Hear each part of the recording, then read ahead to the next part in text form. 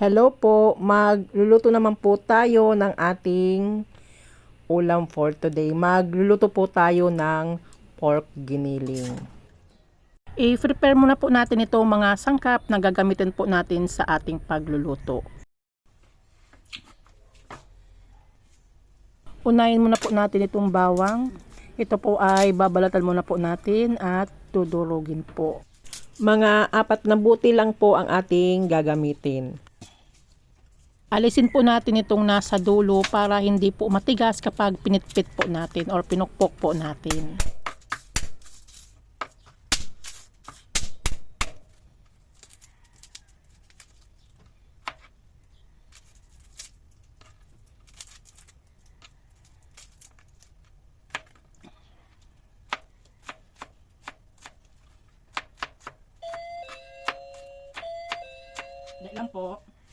Sandali lang po. At balikan na po natin itong ating ginagawa. Ganito po talaga ang buhay tinderang kusinera. Habang nagtitinda, nagluluto ng aming ulam. At sunod lang po natin itong sibuyas. Isang buong sibuyas po ito na nasa medium size lang po ito. At yung puting sibuyas po ito. Pwede rin po kayong gumamit ng red na sibuyas. Or kung anong gusto po ninyong color ng sibuyas. Pagkatapos po nating mabalatan, ito po ay i-slice na po natin.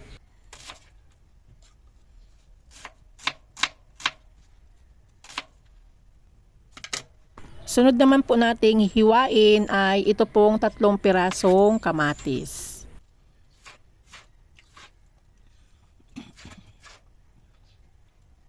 Tanggalan po natin ito ng buto. Habang nag-aalis po tayo nitong buto ng kamatis, sa mga hindi pa po nakapag-subscribe po sa aking channel, pa-subscribe naman po, pa-like na din po at pa-click na din po ng notification bell para parati po updated sa mga bagong video ko pong i-upload. Salamat po.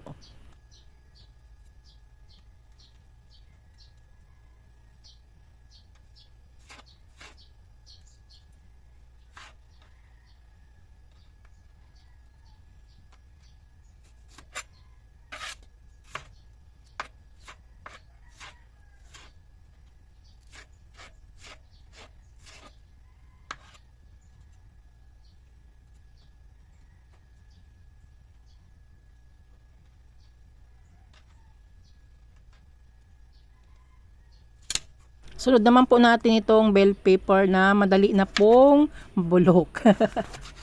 Kaya gamitin na po natin. Sayang po ito. Mahal pa naman ang kilo ng bell pepper ngayon. At kung may kulay green po kayo, pwede po kayo magdagdag po dito. Hugasan muna po natin at hihiwain po natin ito ng pa-cubes.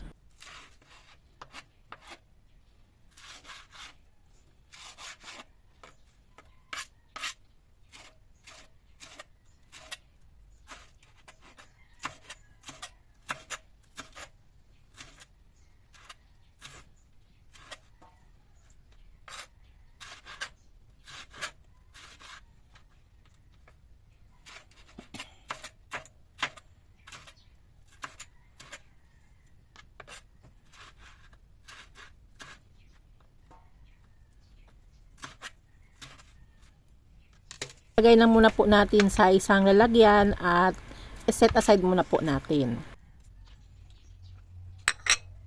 Sunod naman po natin itong carrots. Isang pirasong carrots lang po. Balatan muna po natin. At pagkatapos po natin itong balatan, ito po ay ihiwain na po natin ng pa-cubes din po.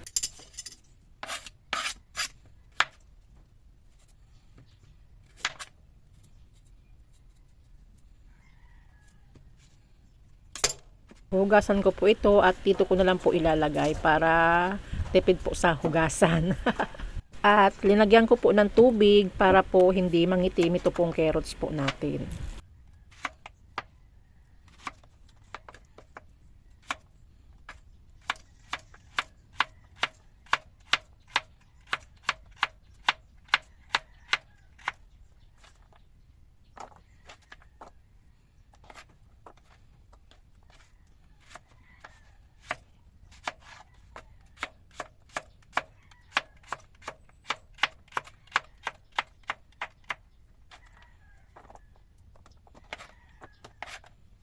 At sunod na po natin itong isang piraso din na patatas.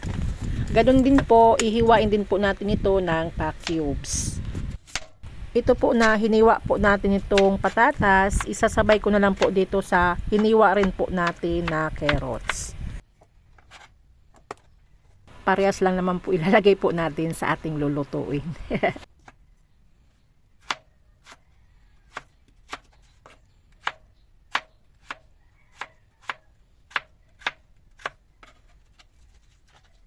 At heto na po ang ating mga pinag-prepare na gagamitin po natin sa pagluluto po natin ng ating ulam.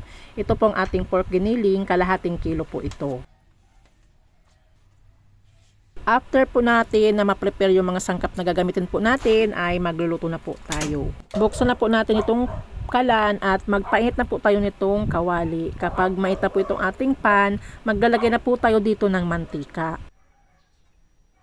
Maglalagay din po ako dito ng 1 tablespoon na butter. Igigisa na po natin ito pong bawang.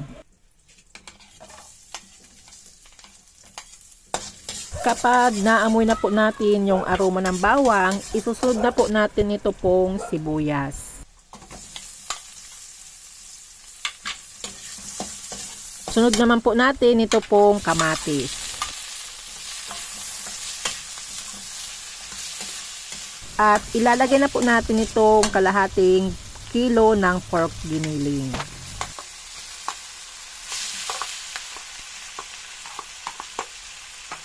Mix lang po natin hanggang sa mag-combine na po itong ating mga sangkap dito po sa ating pork giniling.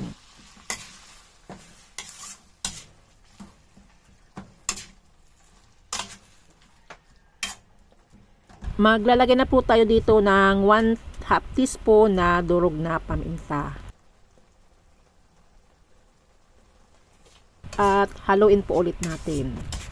Hanggang sa mag-combine na po yung paminta dito po sa ating linuluto. At maglalagay po tayo dito ng 1 cup na tubig. Haluin muna po natin ng konti. At maglalagay na po tayo dito ng isang pirasong pork cubes. Para lalong masarap ang ating linuluto na pork giniling.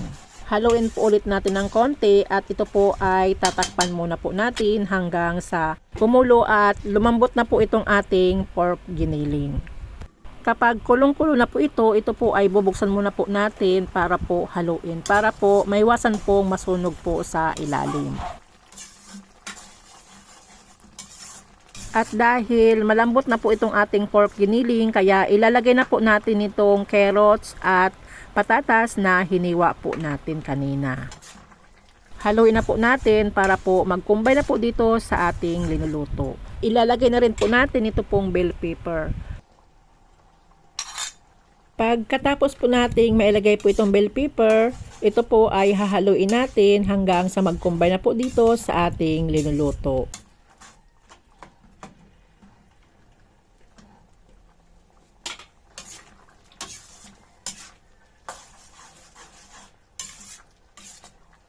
After po nating mahalo, tatakpan muna po natin hanggang sa maluto po yung carrots at patatas na linagay po natin. Pero haluin po natin ito paminsan-minsan para po maiwasan pong masunog sa ilalim. At heto na po ang ating linuluto na pork giniling. Naglagay din po pala ako dito ng 1/2 teaspoon na sugar para po pambalance lang po sa lasa. Dahil luto na po ito at konti na lang po ang sauce, kaya hahanguin na po natin ito. I-off na po natin itong apoy. At isali na po natin ito sa isang lalagyan.